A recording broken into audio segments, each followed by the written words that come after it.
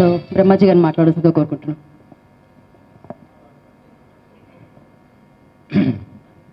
ఈ సినిమాలో నా కాంట్రిబ్యూషన్ ఏమి లేదండి. యాక్చువల్గా నేను దిల్ రాజు గారి తరఫున కూడా వచ్చి అప్రిషియేషన్ చేద్దామని వచ్చాను.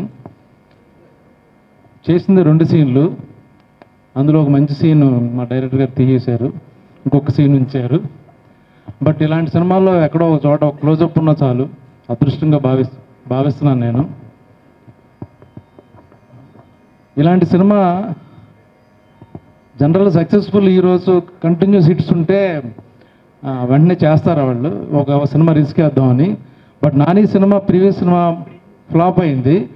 తను సేఫ్ జోన్లోకి వెళ్లకుండా ఇంత రిస్క్ వేస్తాడు నేను ఎప్పుడు ఎక్స్పెక్ట్ చేయాలి. ఏ యాక్టర్ కూడా చేయరు. ఒక సినిమా పోయినప్పుడు next safe zone minimum guarantee ఉన్న సినిమాలు చేస్తారు.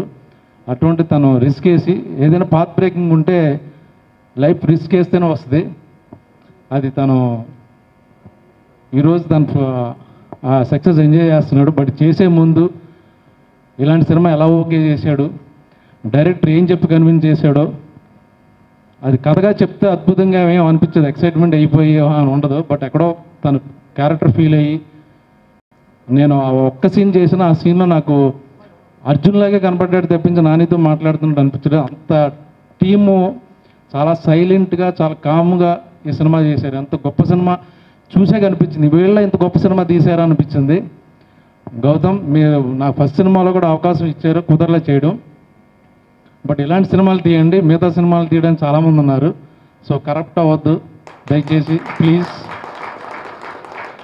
అంతకుముందు తమిళ్ మలయాళం సినిమాలు చూసి గొప్పగా ఫీల్ అయ్యి మన తెలుగులో మంచి సినిమాలు రావట్లేదు అనుకుంటే, ఈ మధ్య లాస్ట్ 3 మూవీస్ కూడా మనం కాళ్ళు ఎగరేసుకుని మేము కూడా సెన్సిబుల్ సినిమాలు మంచి సినిమాలు చేస్తాం అని ప్రూవ్ అవుతుంది ఇప్పుడు.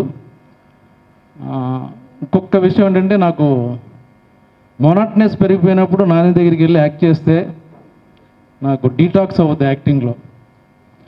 ఇక్కడున్న రేంజ్ని తను ఇక్కడ వరకు తీసుకొచ్చి తనతో ఈక్వల్గా చాలా క్యాజువల్గా చాలా న్యాచురల్గా నాతో కూడా చేయిస్తాడు. I love you Nani. మా ప్రొడ్యూసర్స్ వాళ్ళకి పర్మనెంట్ ఆర్టిస్ట్, కంపెనీ ఆర్టిస్ట్ నేను. Thank you so much. Thank you all.